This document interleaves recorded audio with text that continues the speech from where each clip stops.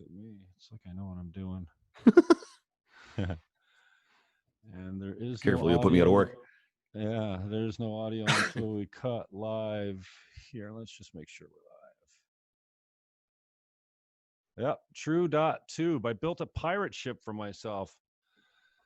John Mielke, thanks for being on the show, man. You were really responsive as far as getting back to me, so I appreciate the time. Milkman Unlimited, if you saw title. Kind of one of my silent heroes we've never met before, we've never even spoken before. But I do used to go to your site a lot, thinking I wanted back in the radio business, and so you've been in it a long time. You've had a number of different positions. Your bio's stacked, so I appreciate your time. Take as long as you need, John, just to tell everyone, who you are, where you came from, and then we'll hit some of the topics of the day in your industry. Jim, I'm just impressed you were able to say Mielke correctly. Most people screw it up and end up calling me Mike. just the way Mielke's spelled, right? Mielke throws a lot of folks off. So you've been practicing it all night.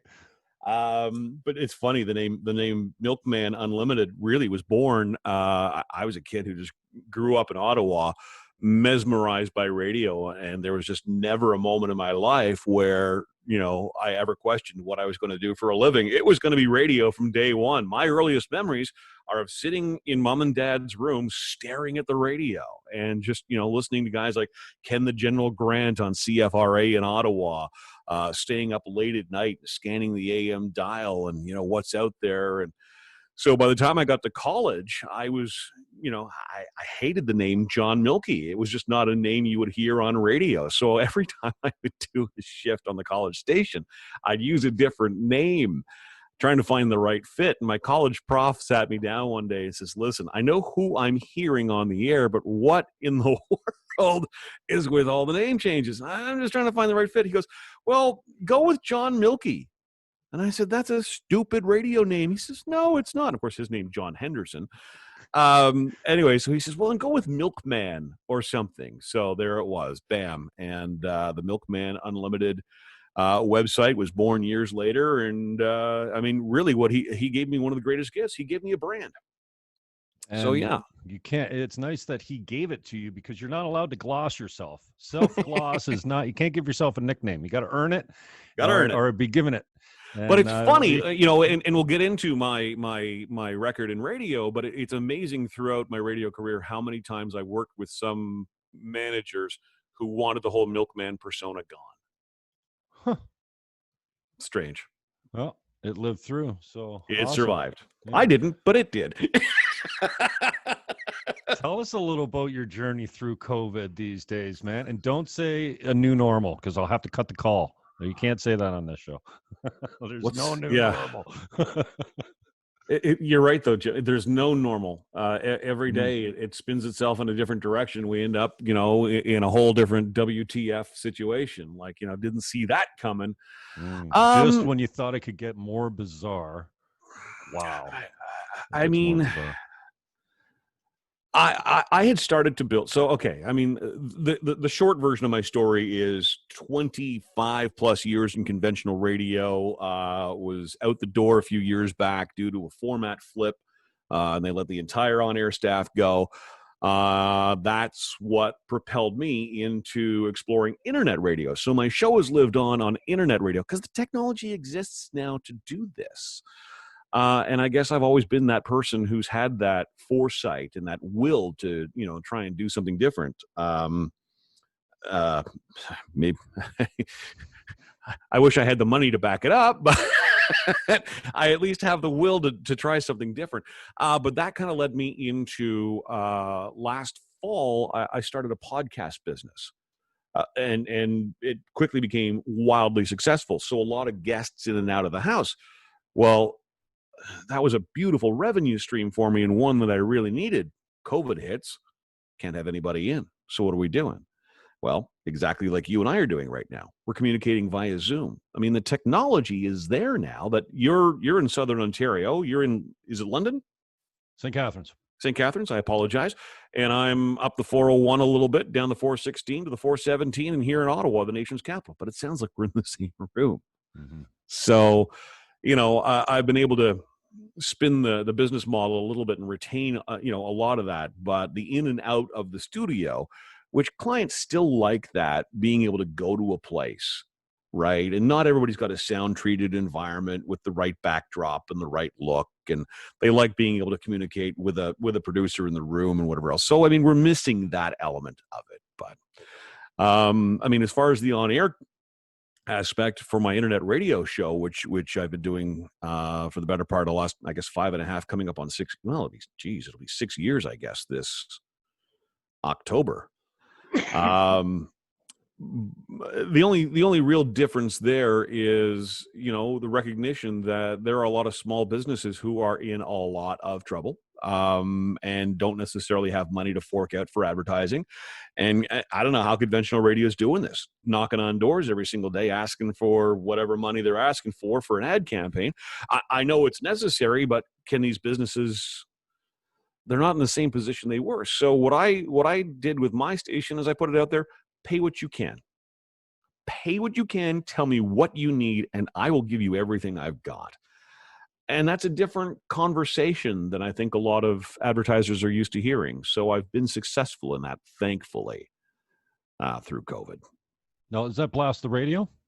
So yeah, blasttheradio.com is is my internet station. Started out initially, the whole reason I launched the show on the internet in the first place, I'm someone who deals with mental health issues. And I was, of course, working at an FM station at the time. Didn't want to hide that part of me. In fact, I felt it was a huge opportunity to actually engage in some dialogue, and probably a lot selfish too, because I was getting a lot of feedback and input from listeners who have lived this, who do live this. And it opened up some really important conversations. So I didn't want to let that aspect go. That scared the hell out of me. The idea that I no longer had a show on FM.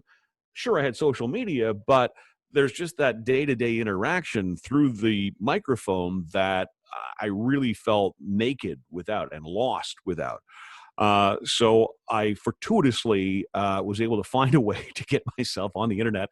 It was actually an app. I don't even know what I was looking for on my phone, but I accidentally discovered an app that allowed me to broadcast on the internet. And I thought, fantastic. So I, had to create all these different ways to get the audio from my studio, which I'd already had a studio because I was doing voice work out of the house.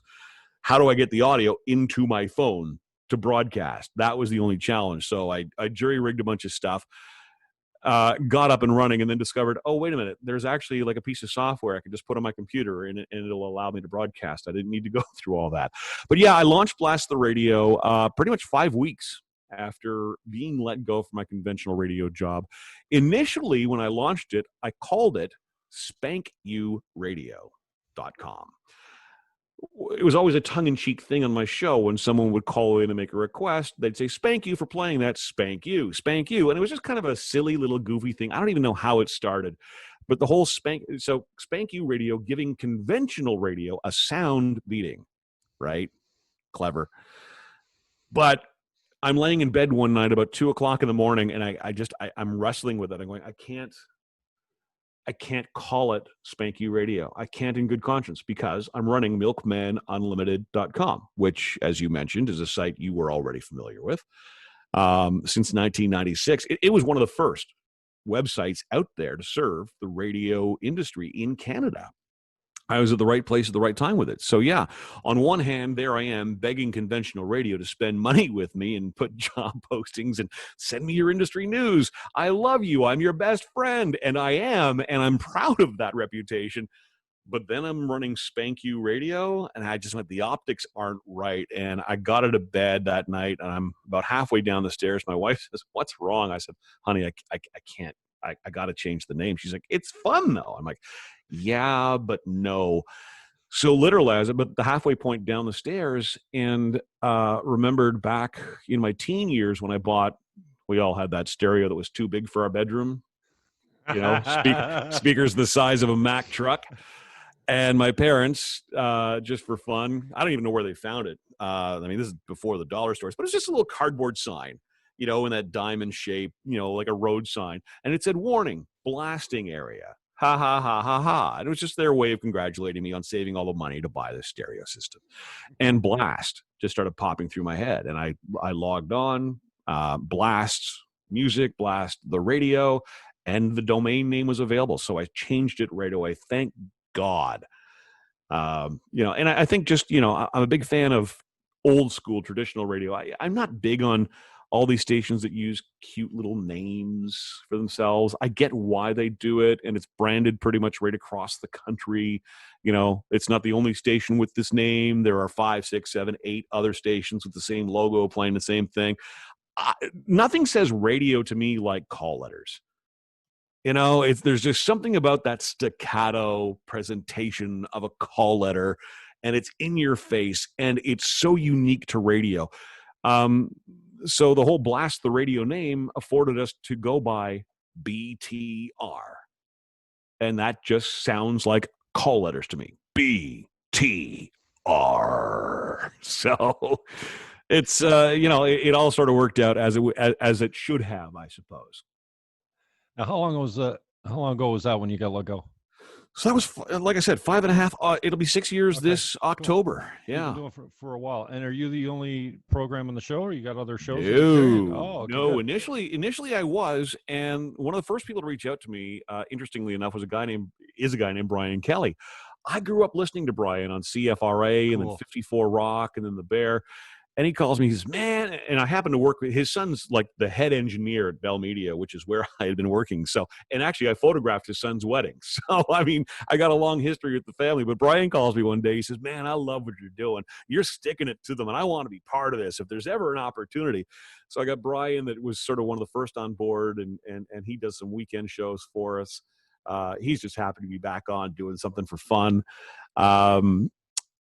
I've attracted a number of broadcasters, most of whom have found, similar fates. They've been let go from the job they were doing in radio, and are looking for a place to hang their hat, even for a little while. And that's kind of how I pitch it now to conventional broadcasters, is that, look, you've always wanted to develop a morning show. You think you've got something with, a co-host, but you've never actually been able to try it. Try it here. Let it grow.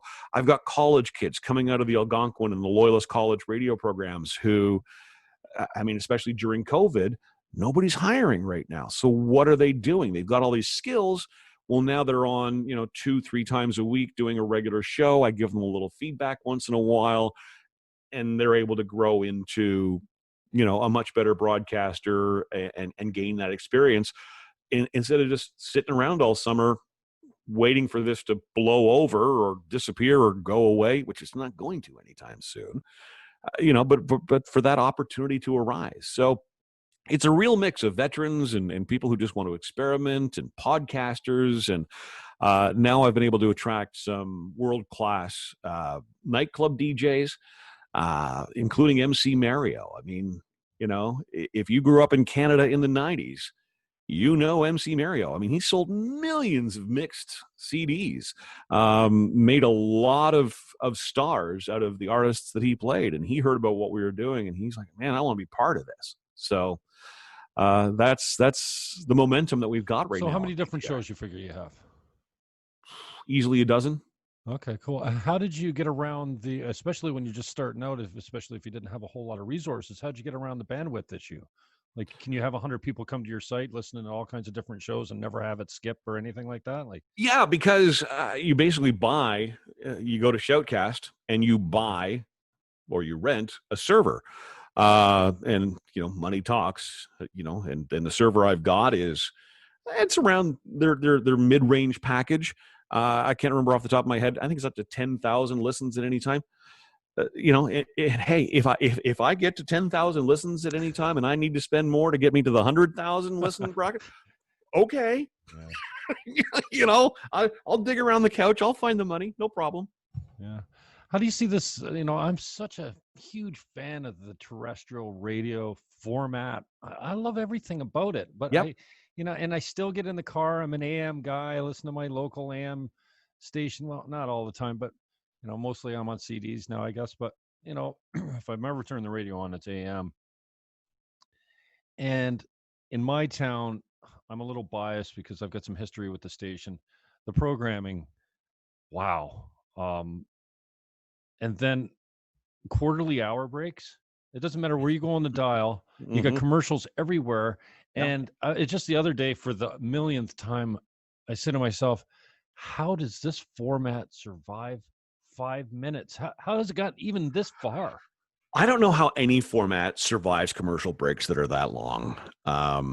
It's really uncomfortable when you are in the studio and having about losing your flow. Yeah. I mean, I like it's sort of, this is one thing I completely lost when I got off the radio, was my cadence.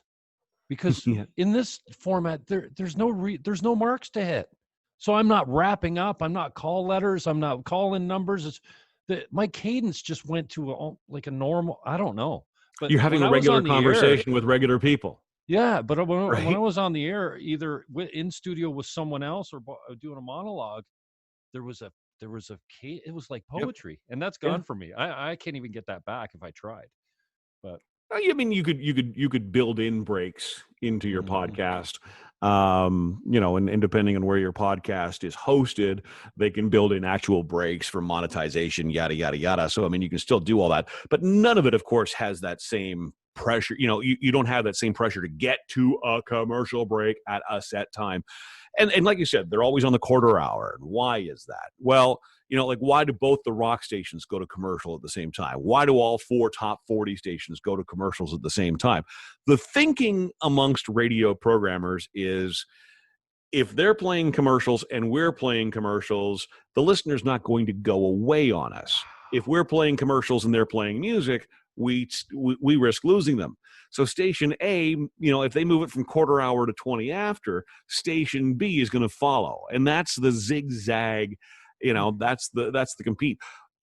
I don't know why they stack commercial breaks like that.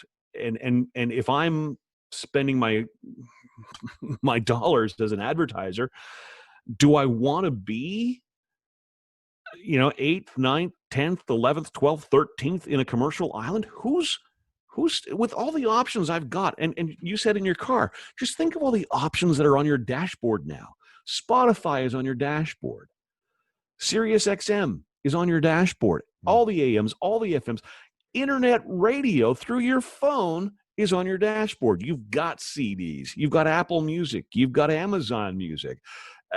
You've got a million options in the car to escape to. But there still is thinking that, if people are latched onto a radio station, then they are radio listeners.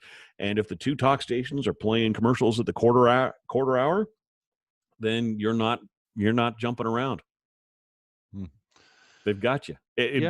Not to mention your ad dollars are literally not trackable at all. That broadcast, that shotgun approach where 200,000 people could have heard your commercial, rather than, hey, no, this guy clicked on your link and then he spent 5 minutes on your site and there's your evidence.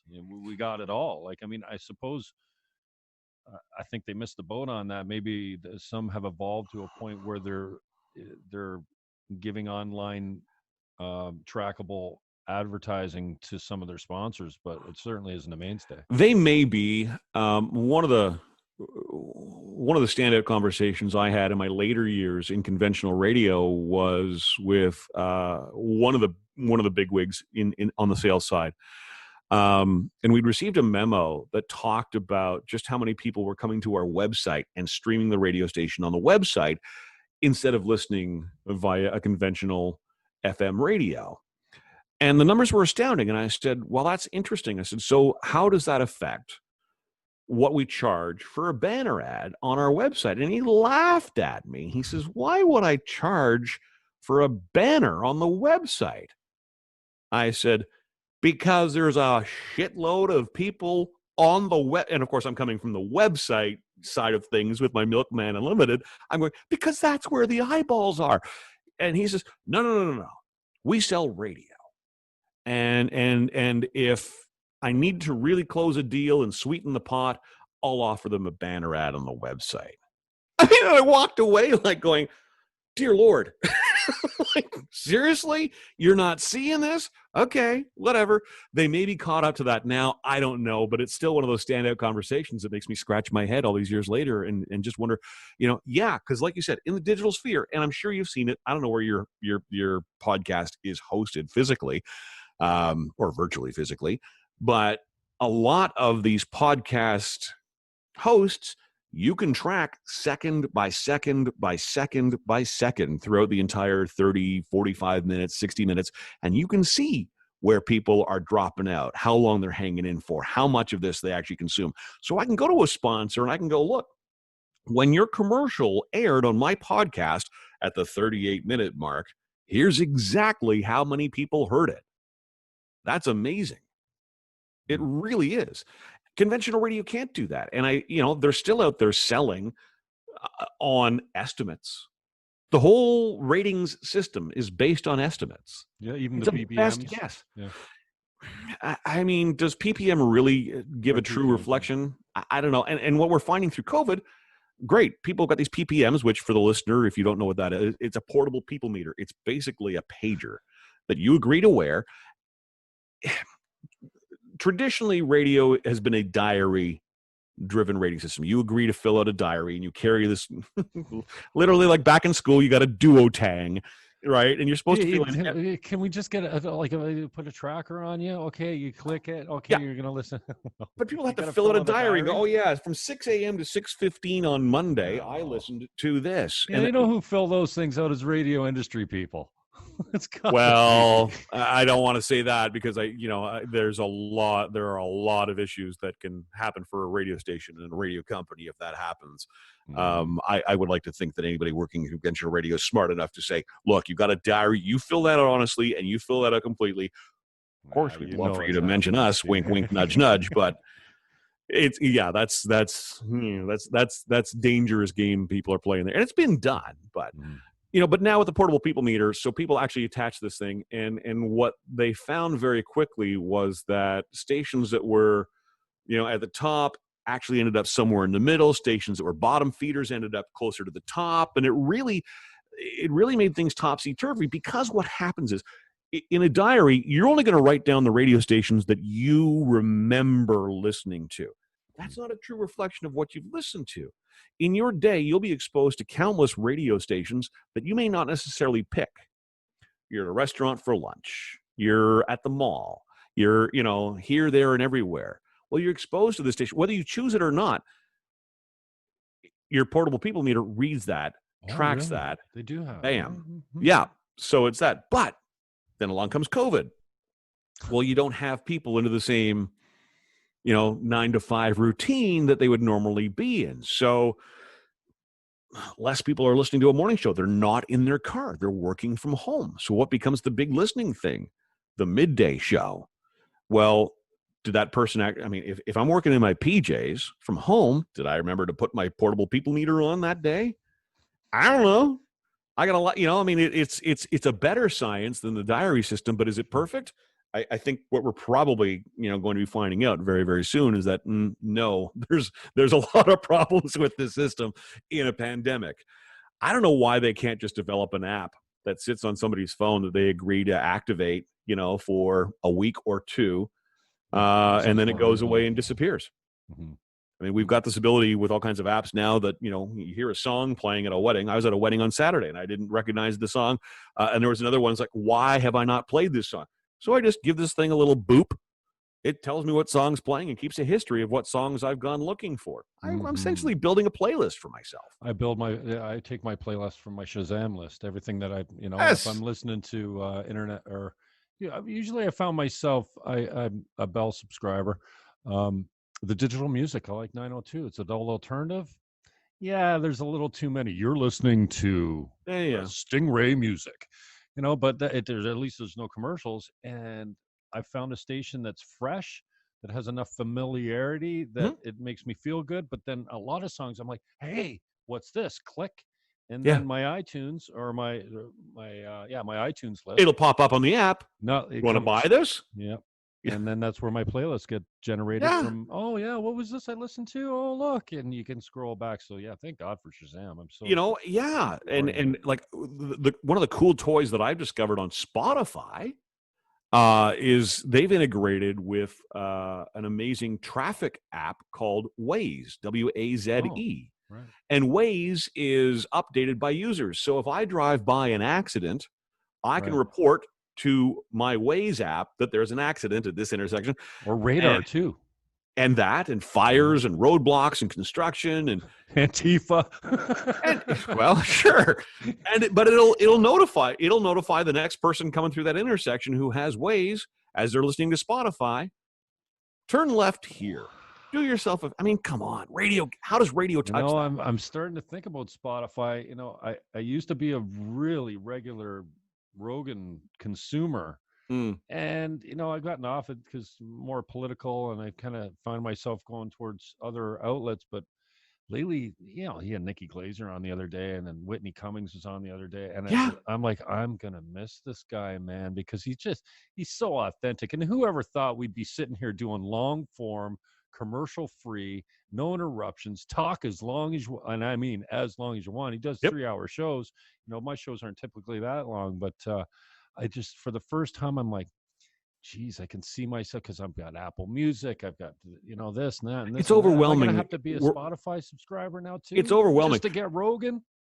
Yeah, and the thing, Spotify is big in the news right now. Just how little they're paying the artists who produce this music.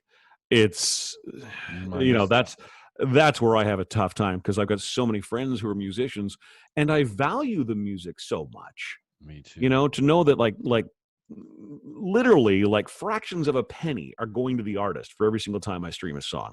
I mean, you and I are around the same age. I never had a problem going into the record store. I was proud to plunk down $10.99, $20, whatever else, and buy the album. I knew I was supporting the artist. I knew that I was making a monetary decision. This is the artist. This is the music I choose to support. Here's my hard-earned dollars from all the lawns that I mowed. I want this, and I covet this, and I still do today. Does a kid who has grown up on Spotify or Apple Music, do they covet that 20 years, 30 years from now? It's also strange. It really is. And it happens so quick. How did we get to here? Yeah. How do you set up for that? Because that's one thing that I'm having I had a YouTube channel that exploded. It was 10 years old, and then I started working on it a couple years ago. Cool. And then last year in November, I blew up with a Tucker Carlson and Don Cherry interview. I couldn't make any money off it because I wasn't monetized. Sure. I didn't have my 1,000 subs. But the numbers will be there with those. I was dragging my ass to bed, and I just clipped this thing and I threw it out. I love grapes, and I've become a Tucker Carlson fan as well, as far as political commentary or just news. Sure. And I woke up in the morning, I had 30 or 40,000 views, and I'm like, oh, what? And so I got creative. So I started carrying Don Cherry's podcast. I'd have it up before him sometimes on YouTube. And I talked to Tim, and he says, oh, geez, we appreciate all the pub, but my YouTube channel, because I was really proactive with it and it wasn't my content, I think people either thought, the Jim Fannon Show, it says Jim Fannon here, we post clips. Some of it's not mine. Anyways, between November when Cherry got fired, in about, I don't know, it was less than 30 days, I had my 1,000 subs. I was monetized. Next thing you know, I had 3 million views in March. 6,000 subs. It was I was getting a reaction on just doing my podcast. I did the sentencing of Roger Stone, and I had a really cool conversation going. Gone. The last thing I put up was a Don Cherry podcast that he had COVID in the title, both coronavirus and COVID. And a day later, the whole channel was taken down. No strikes, no. Wow. Like I had some copyright. You can't make money off these things like you all do. Gone with no recourse, nothing. All they What said is was did they even give you a reason, or is it just I violated 5H of the TOS, which is a bot basically to increase followers or something. But that's just garbage. Like, come on, I don't have the time or the so the accusation then is that you're using the hot term COVID. No, the way I understood it, 5H referred to using a machine to gain followers or likes or plays.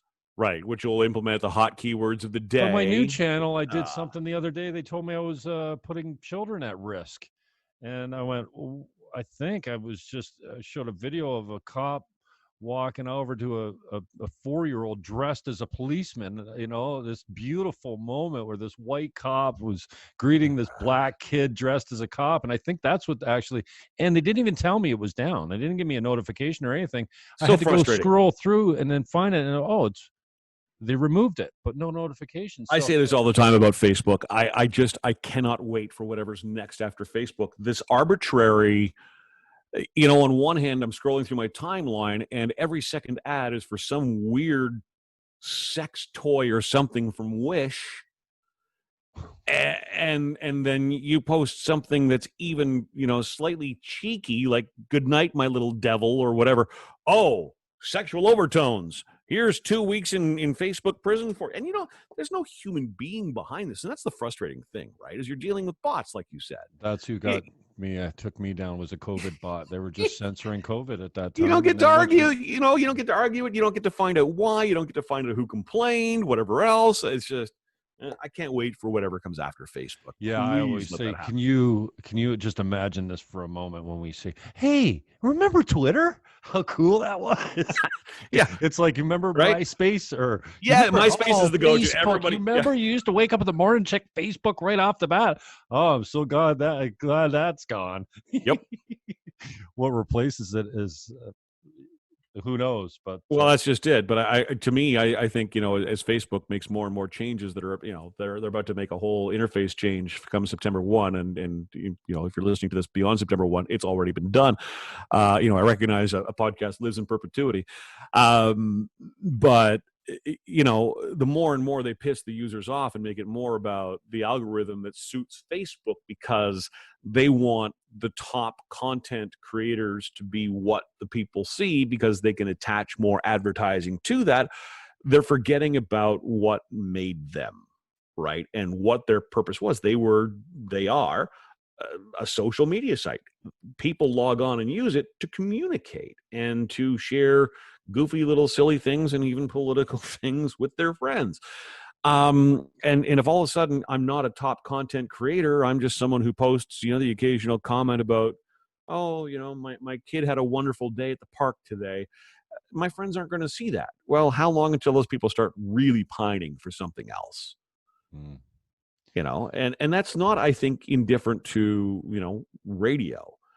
And how it's moved on to, like you said, it's about the advertiser. It's let's make sure that, our listeners can't move away from the advertiser. It's you talked about cadence, and that whole presentation that goes along with radio. I mean, I'm sure you hear it now. They're reeling that all in and they're trying to do away with all that because it's all about playing those 14 songs an hour. Well, I mean, Jim, I'm 51 years old. You know what I've never done in my life? Counted the number of songs I'm hearing on a radio station. But this is how, this is... No, I'm too busy yelling, music, shut up. This is a good song, turn it up. I hate that song, turn it off. It's as simple as that. But these researchers and heads of programming and consultants come in and no, we got to get the talent to back off and just have have them talk for like 3 seconds. When I just before I was eventually gone from conventional radio, that's what the conversation was. If you can say it in 30, awesome. Now say it in 15. Oh, you said it in 15? Do it in 7.5. I would get memos. You need to play 14 songs an hour. I mean, not every song is the same length. So how do I get 14 songs in the hour when you've given me 2 commercial islands that are 9 minutes long each? So there's 18 minutes. I promise you, I'm not talking a whole hell of a lot on the show. So Like, how has it survived then, John? Like, seriously, habit. How have we become habit? People are creatures of habit. People still love their radio. The car is radio savior right now. The car is that's the habit forming thing for people. Look at have you got kids? No, not nephews, yet. Nieces? Okay, I have a niece. She's completely grown now. I have a 4-year-old okay. to hang around with. I've got a niece who is in her late 20s, early 30s. There's no radio in their home. They're not listening to, and this when she was younger, I was the cool uncle who would take her to see Hilary Duff and Lady Gaga in concert. So I mean, radio was a thing for her. It's not anywhere in her house. The only time she puts it on is in the car. And even then, she tends by mistake almost. Or it's on by default. Then she plugs her phone in and off she goes. Right. I don't know how it's surviving. I mean, well, you talk about the 9-minute islands. I can't believe with our attention span been completely almost eliminated. I mean, as soon as we're never bored anymore. We just got to look at our phone, right? There's no right. You remember those times when you had to sit and wait and do nothing for 5 or 10 minutes or a half an hour? Now the whole time you're busy. There's nothing, and I can't believe that in a day and age where it's just so easy that as soon as the music's over, oh, you're on a commercial? Well, I'll go to a different station, that we put up with 9-minute breaks. Yeah, it astounds me too. And I don't know why. And this is, it's one of those things that's bothered me enough that on my own internet station now, I build my breaks that one commercial plays every 13 minutes. And then like it's a commercial here and a commercial there and a commercial, and it's sprinkled throughout the music. To me, as a radio fan, that's a lot more appealing and a lot more palatable. I don't know who listens to the 9-minute commercial sets, and I know that the odd time, I don't listen to a whole lot of radio anymore. I try because I've still got a business that is all about radio. I still want to be aware of what's going on. Plus, I'm kind of competing against them, so it's always good to look in the rearview mirror, right? But, the number of places I can drive to in 10 minutes or less is incredible. There's not a whole lot of driving I'm doing anymore where I'm in the car for an hour or an hour and a half. And especially, like, I'm in Ottawa. This is a government town. We don't really have a traffic problem in this city. We have a rush hour problem. Everybody's going from the suburbs into the downtown, typically, with pre-COVID. Everybody's coming from the suburbs into the downtown core to work.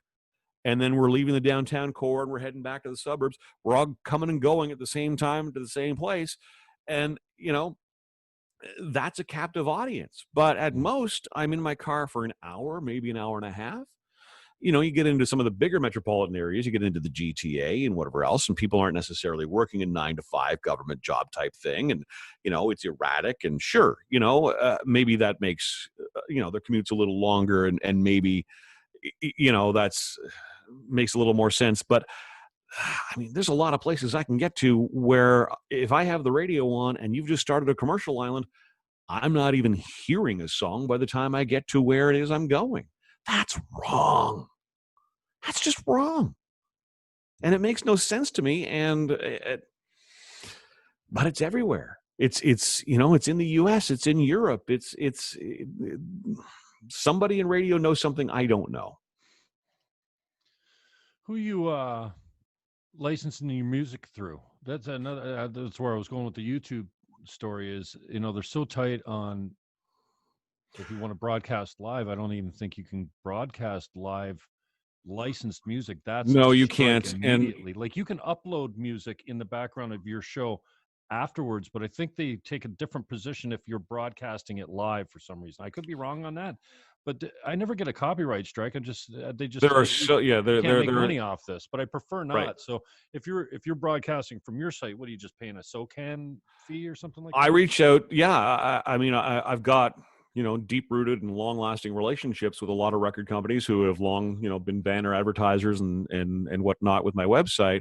And when I launched this thing, I reached out just to make sure. I want to I don't want to be I don't want to be getting calls from, lawyers saying you can't do this, you can't play strong. And I reached out to SOCAN. I've got a great contact at SOCAN who assured me that, here's everything you're going to need, and supplied me with all the paperwork and stuff to, make sure that everything was going to be kosher. And she's my go-to whenever something comes up. And every now and then you hear that, what about this organization and that organization? And, like SOCAN looks after a lot of the Canadian side. And then there's, mostly the artists and composers, but they're not necessarily the rights holders. So there's this company that takes care of this, that, the other. Anyway, I was really lucky to find someone who just basically said, here's what you need to be doing, and supplied me with the paperwork. But yeah, it's SOCAN is the flag that I fly on my website. They assure me that everything that I filled out and the fees that I pay go to the appropriate places. And if I'm wrong on any of that, then I'm more than willing to work with those companies to make sure that it's right. I mean, I'm fair. I'm one of the first out of the gate on this. He wants to do what? He wants to stream music on a radio station from his house. What? Like it took, I got a great relationship with Warner Music going back to my days at the radio station, 20 some odd years with the same record rep, who loved what I was doing right out of the gate and went through brick walls for me at Warner Music to say, this is someone we've got a great relationship with. He just wants to continue on doing the same thing he's been doing. He wants to interview artists. It took her 5 years to finally get through to them to the point where they're even servicing me with their new music. Up until then, I had to buy it and then pay royalties on it, et cetera, et cetera, et cetera. So it took that long for them to sort of come around to what I'm even doing. Hopefully, for broadcasters who are now stepping into this realm, that becomes easier and easier, and that the things that need to be done in order to ensure copyrights, et cetera, hopefully they're in a much better position to be able to access this and get going a lot quicker. But yeah, SOCAN and my contacts there have been my savior to assure me that everything that I'm saying and playing and paying is appropriate. So you got to keep a physical diary yourself? It's not automated then? The computer does that for you. Every single song I play, it keeps a log. I can go back to as far as 2015, and here's every song I've played in the order I've played it in. Yep. Wow. Yep. So cool. How's things changed just in the short time that you've been up and running as a pirate radio station? That's what I mean. My guy came from my YouTube channel, who I sold on Gavin McInnes, which is one of my favorite political commentary. He's a comedian from Canada. He lives in New York City now. And when he found out I was censored, he said, dude, let me build you a site. And then, like he had it up in no time. So there's some things to work through, but how has things changed in the last, anyways, that's why I call it my broadcast pirate ship, because at least if I'm broadcasting from there, because I'm understanding that eventually I'm going to be gone from Twitter, YouTube. I've got 3 channels on YouTube now. I think I got a total of 100 subs, not like my old channel, but that they're continuing, and YouTube takes me down for no reason, doesn't even notify me. So if I really want free self-expression, I need my own pirate ship. But you know what that is, right? So the YouTubes and the Facebooks and the Twitters and the Instagrams of the world, what they're basically doing is they've got these bots in place that recognize you're playing an AC/DC song or, whatever. Right. And it hears it, it goes, no, because they just don't want the legal problems. They don't want to spend that money to get into a legal fight up against Universal, Sony, Warner, et cetera, to fight it. So they just ixnay, sorry, Jim, no music for you, tough bananas. Now, you want to do this on your own website? You don't have those bots in place to catch that. But you're likely putting yourself at some kind of risk that they could come after you and claim copyrights. Sure. But if you've got, and I'll put you in touch with the people at SOCAN. I mean, there's even like a non-commercial license, and it's like $100 a year. I mean, it's not a break the bank kind of deal. Once you start making some money, it's just like in conventional radio. It's a percentage of. Is it your gross or your net? I want to say your net. Interesting. And look, I have no problem paying the artists. They deserve it. I'm a creator too. I get paid for the stuff I create. Why shouldn't they? Mm-hmm. And I appreciate your comments about, having a bunch of musicians that's down here, through the show, because what I was doing when I was at the station is I would have the groups come in and play in the producer studio, doing the bumper music in and out of commercials. And it was awesome. My producers loved it. The listeners loved it. And then I'd bring them around into the studio at the end of the show, and we'd have a 15-minute chat together, or a 9-minute chat. There's a reason Fallon does it. And, the Tonight Show, God, Carson did that. Letterman did it. They're always a live band playing you in and out of commercial. Yeah, that's a great idea. Yeah, no, we had a lot of fun with it. So I got some deep connections with my guys. And, I was at a CD release party last summer or something like that. And I can't remember. I'm like, I give her my $20 for the CD. She goes to give me $10 back. I'm like, no. Like, I know how much work went into this. Yes. I'm glad to pay $20 for the CD. I love these guys. You know how long it would take them to make that $20 on Spotify? A lifetime. A lifetime. Yeah. For sure. So what kind of changes? I love supporting these artists. I love supporting creators. Yeah, I'm sorry. No, for sure. I was talking when you were talking. No, what significant changes have you seen in the online department since you had your pirate ship up and running? More just the recognition from a lot of the traditional, like I said, the Warner Musics, the Sony Musics, that, they now see that this is, in fact, a huge opportunity and a huge, internet radio is growing. The number of phone calls I got when COVID hit from conventional broadcasters saying, I can't have my on-air team in the studio anymore. My on-air team on my local radio station sounds like they're in the tub. I'm serious. I'm like, close the shower curtain. It gives you better acoustics. Like, it's so echoey. Go to Walmart. Spend seriously. This is a Bell station too. Go to Walmart. Buy the mattress foam for $30 and just at least dangle it in front of you. I'm sitting in a space right now. This is my dining room. Okay. And I'm on camera and I recognize that. And I'm sure I'm not too terribly echoey. I'm in a fairly wide open space. But what I used to do this was my initial podcast studio. And I took I also do photography. So I had 2 photography backdrop stands, which I think will cost you about $35, $40. It's two tripod stands and then a bar that goes across. And then I went to Princess Auto and I got some moving blankets for $20 a piece. And I basically wrapped this room in moving blankets. That's exactly what I did too. Knocks it down. Presto bango. There's not a huge investment in this. And now I think, what the hell am I doing this for? You really don't. Like, I'm an audiophile. I like hang a quilt, hang a heavy blanket. You're really golden. Don't. You look at these guys that are kicking ass on internet radio. They don't care. It's all content based. Like, some of these big producers sound like a speaker like this big, and the microphone's 10 miles away. Even the major studios screw it up all the time. So I think I spent too much time. But Jim, I'm working with so many broadcasters now who are coming out of conventional radio, and there's no job there for them. So now they're kicking tires on podcast. Okay, Milkman, help us out. What do we need to do? They don't even know how to properly position a microphone. They don't know the difference between a file that is recorded at 160K or a file that's recorded at 98K. Broadcasters are not learning this. They don't understand this. They walk into a room, it's set up for them, they push the button, and then they go. And it astounds me at the college level that they're not teaching this. And I'm working with students who are coming out of the program or in the program who don't know the difference between 160K and 128K. 160K is CD quality. Anything above that is amazing. A phone call is 96K lower. But the number of people that'll do a broadcast at 96K, and it sounds like they're, like you said, it's in their bathroom. Mm-hmm.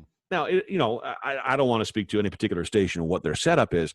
They were all suddenly in a situation where, oh shit, we got to get people, set up and going out of the house. How do we do this? And I got a lot of phone calls going, okay, what is your setup? How are you making this happen? Can you coach me through this? I mean, a decent internet connection.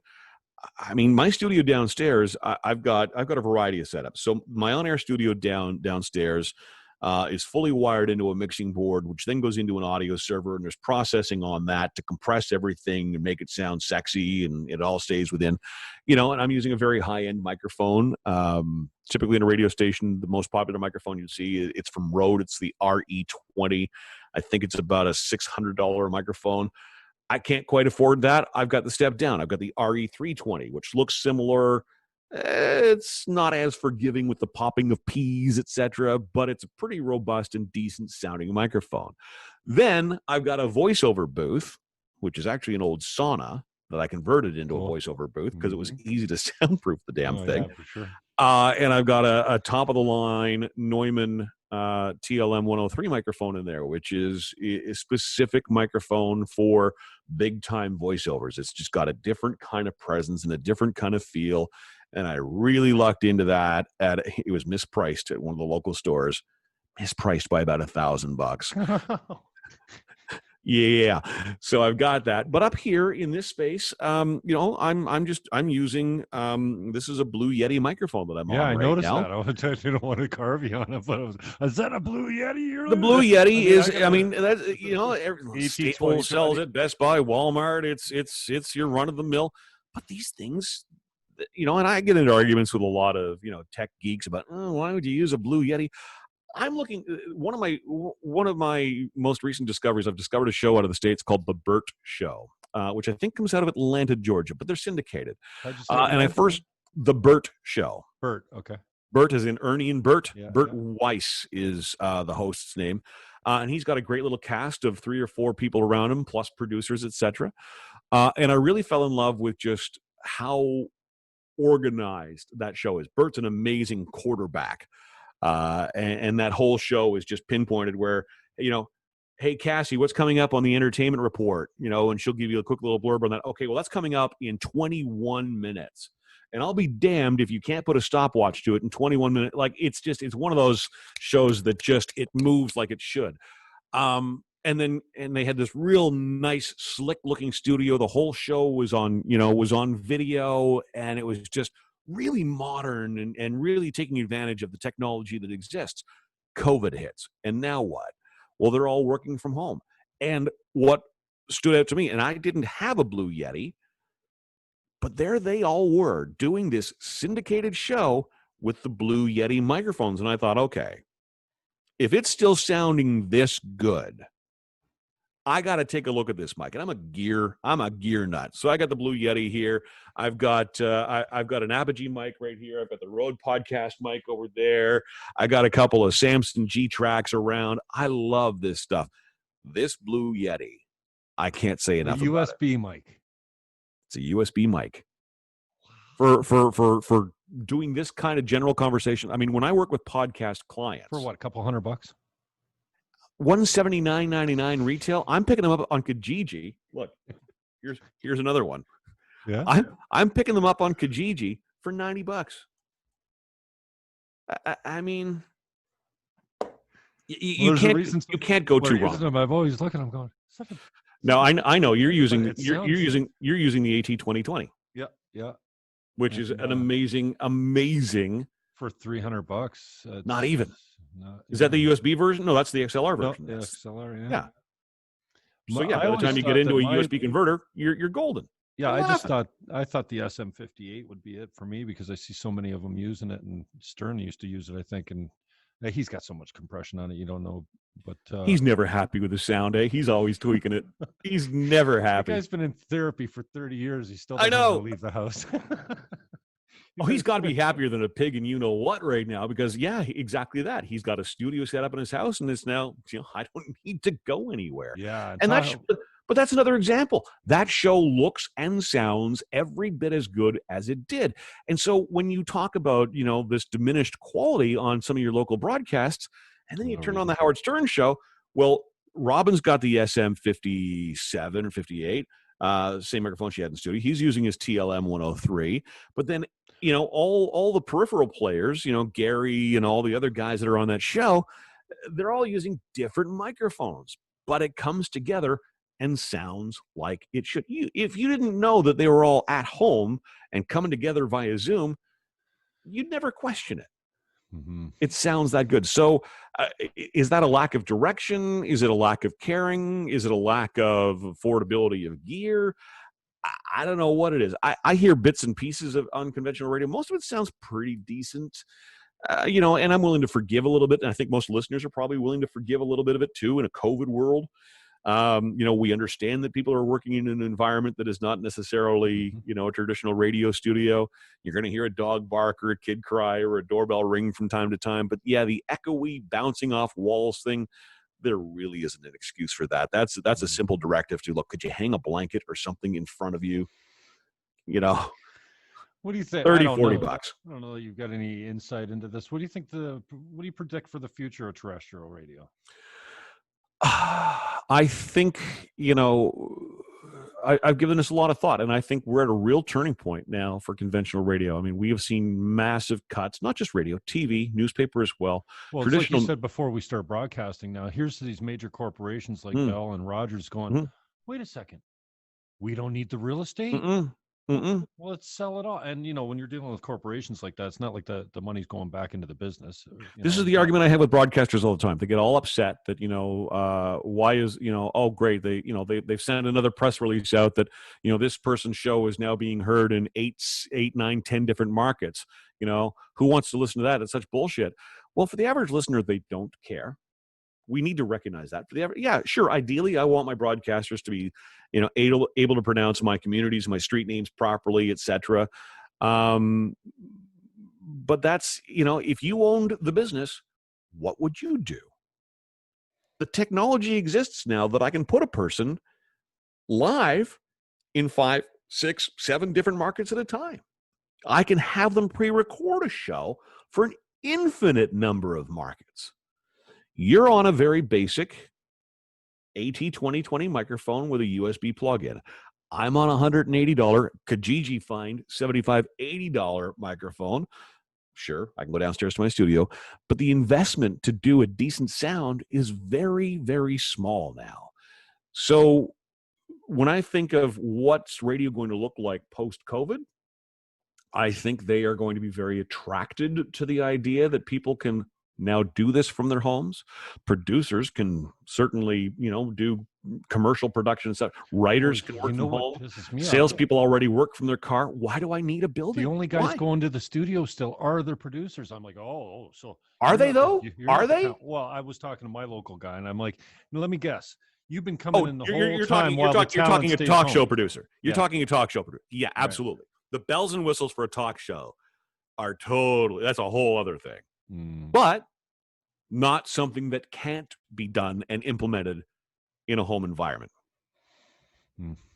So, yeah, I mean, you look at the cutbacks, and not just Bell and Rogers, but every single radio company and TV company across the country and around the world. The U.S. is no different. Are they still making any money? Are they still profitable? I mean, I read a report from Canadian Association of Broadcasters not that long ago that said radio revenues in Canada the first quarter were down about 68%. That's what COVID is doing to radio. Who the hell wants their commercials on when their businesses are closed? Oh no. According to the radio stations I listen to, every freaking car dealer in the city is still doing fine. It's car. That's the thing that kills me. 9 minutes of commercials is one thing. 9 minutes of car commercials. Who's the only guys that have the money to throw away like that? How often are people buying a car? I lease mine, so I'm good for the next 6 years. Yeah.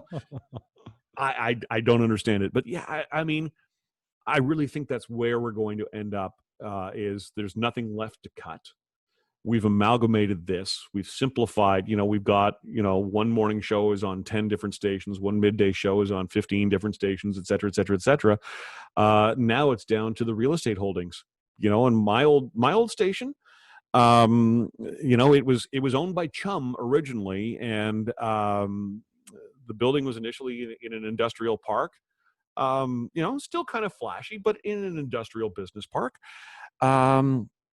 And the only reason they moved it, and we actually, the Chum Group bought 2 other local radio stations, literally picked them up in moving trucks and moved them into existing studios that were in that building. It was big enough to accommodate them. Literally picked them up, and dropped them in, and we went from 2 to 4 radio stations in the same building.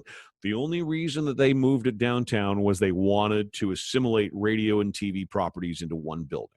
And Moses Znaimer was a big part of that. And of course, Moses was big on the whole live camera from the street. And so he wanted that for Ottawa to be right in the heart of the Byward Market, in the shadows of Parliament Hill and all that stuff. And, walked around the Byward Market, put his hands on buildings to try and get the right vibe in the place, and settled on what was a mall on George Street in the Byward Market. Well, I mean, the Byward Market is pretty exclusive real estate in this city. That's, and to buy a mall, oh my gosh, right across from Rideau Center, in the heart of everything, and now they don't do any of that kind of stuff. And of course, things are shrinking and shrinking and shrinking. I mean, it seemed gargantuan even when I was there 6 years ago. I can't imagine how massive and empty and cold a building like that must feel for anybody who's going in these days. Well, but I mean, they're sitting on one hell of an asset. That's where I think it's going. Sell the physical real estate, move it all to home-based studios and broadcasters, have them on multiple stations, and you've got a chance to keep that bottom line. Every 8, 10 months, 12 months in my market, somebody with a decent salary just disappears from my radio station. Yep. And then the shuffling takes place, and then the moving of the times around. And listen, you get used to hearing a guy 9 to 12 every day, and those same callers call in every day. Yeah. And then you move them to the drive between 4 and 6. You just, like, for me, you lost me. I'm gone. But you're a creature of habit. People are creatures of habit. I don't listen to talk radio afternoon, period. I used to listen to it 7 to noon at my office desk, because that's, I preferred it to, I listen to local news and whatever, and it's on in the background. Yeah. And afternoon, click. I turn out. I'm out of the office. I'm listening to CDs or FM radio or satellite or whatever. And yeah, it's interesting to hear you articulate that, because what you're basically saying is, this is my allotted time in my day to listen to the radio. And, by virtue of that, I fell in love with this program on this station. The fact that you now then, take this person, this host of the show, and move them, am I able to follow them? Am I going to follow them? If 2 to 4 is their new time slot, and that's not convenient for me, as much as I love them, I'm probably not going to make that appointment to go and listen from 2 to 4. I can't. I got other things going on. Yeah, I mean, they're always trying to. Radio is, today's no different for them. What it was back in the 50s and the 60s, the 70s, the 80s, the 90s with radio. They're always tinkering. They're always trying to find that magic formula and shake it up to, to get the biggest bang for the buck that they can. And like you said, the big salaries, they don't have to anymore. They don't have to. I'm a purist. I would love to find, and this is what I'm trying to do on BTR. In fact, I sort of had a little play on the whole "Video Killed the Radio Star" song the other day. I said BTR is saving the radio star. That's what I want my station to be, is that haven for real on-air performers who love that old school, like the music. Let's just do away with the music and let's just perform great radio. Or if we're going to play the music, let them scream and yell and play, hit the posts on songs and talk the intros and, bring all that stuff. John, I'm convinced. It's WKRP. I want that. I love the music so much, and it's so much a part of what I used to do. Sure. And now it's just dropped off because it's, I haven't figured it out completely yet. And the copyright thing, I want people to get paid. I don't want to be the thief. Yeah, of course. I recorded something the other day, just, closed circuit. I wasn't broadcasting. Yep. And I had a couple drinks and I was playing some music. I had my, my little corner camera and a playlist.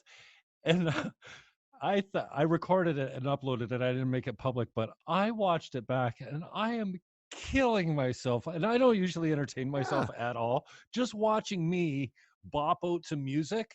Yes. And then talking the occasional, and I wasn't playing anything for more than, a couple minutes of not full songs or anything. I was just, I want to hear this. Oh, let's listen to this. And I'm like, you know what? I would watch this guy listen and just talk nonsense. Who doesn't want to watch somebody have fun? Yeah. Who doesn't want to listen to somebody have fun? My show, by the way, myself that anyone else would want to watch it, but they do. What they do, there's an amazing platform called Twitch. Twitch started out for the Twitch gaming community, right? Yeah. Where like if you're a football fan, you're going to be gravitating to the TV every single weekend to watch CFL. That used to be Justin TV, didn't it? Twitch, isn't it more? It from may Justin have. TV? I don't know. Yeah, he used to be sports. I'm pretty sure Justin TV. Man. But these gamers had this Twitch channel online where they would watch other gamers and they'd pick up tips and whatever else, and and then it became this thing where you could actually tip them. So it's called now bits. You got all kinds of freaks there with their Twitch is owned by Amazon now, right? And Amazon is hell bent on finding performers.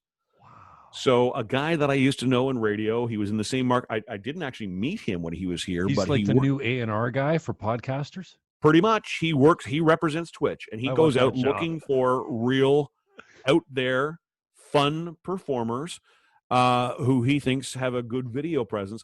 So he came to me, and he moved mountains to make sure that I could stream my music on Twitch. He made that happen. He's licensed. Really? We don't need, let's take the flag off this channel. Wow. Look at that. A human making things happen. I am the first music station on the planet licensed to stream music on Twitch. All this to say, and this is my father-in-law's synopsis of what I'm doing, I am essentially a glorified human bobblehead.